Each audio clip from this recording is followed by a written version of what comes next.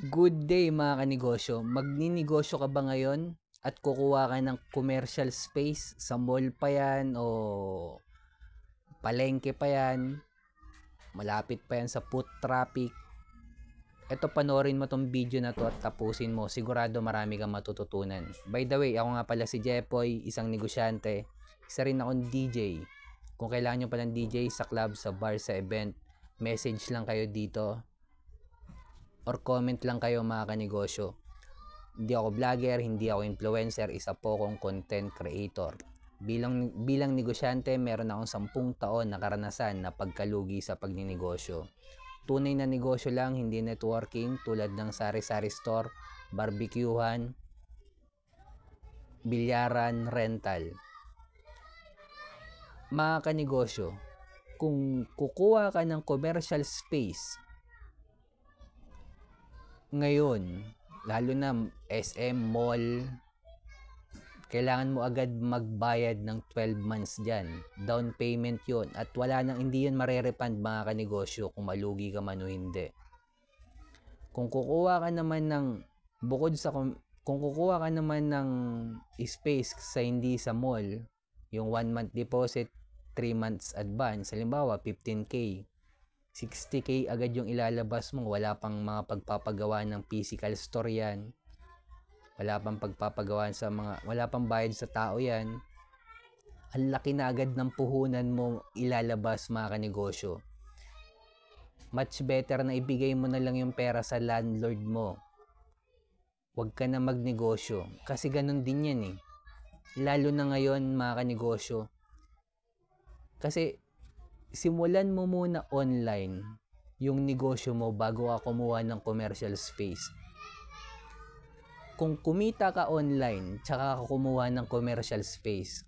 Pero kung hindi mo pa siya natatry online at kukuha ka ng commercial space at magbabaka sakali nakikita ka, mga kanegosyo, nagbago na yung panahon ngayon.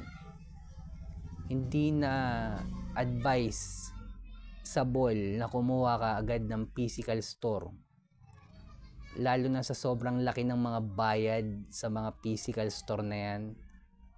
Tanginang yan, sila lang yung papakitain mo dyan mga kanegosyo. Kaya sabi ko nga sa'yo bigay mo na lang yung pera mo sa landlord. Kung kukuha ka ng physical store,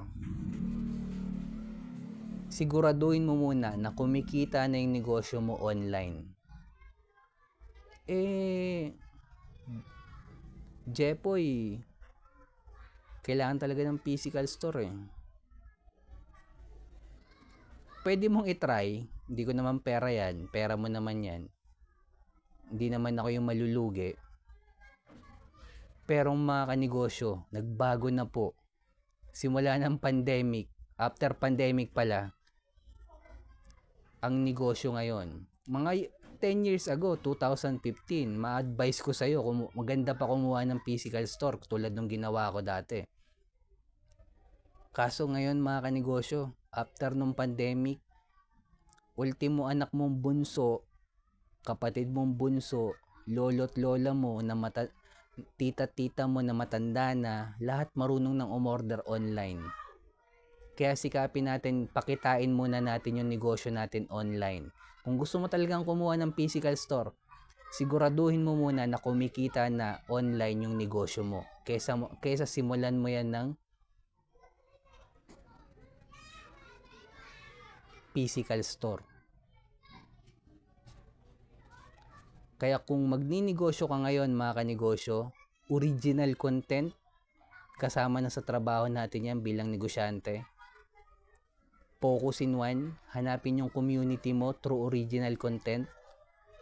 Pang-apat, applyan yung negosyo mo ng franchising. Applyan ng negosyo mo ng business model na tulad ng franchising, distribution, manpower, software, licensing, para mapalaki pa natin lalo yung negosyo natin. At kung umabot ka sa dulo na video na to, subscribe ka naman sa akin. Sabihin mo sa baba, comment ka, hindi ka nakukuha ng commercial space.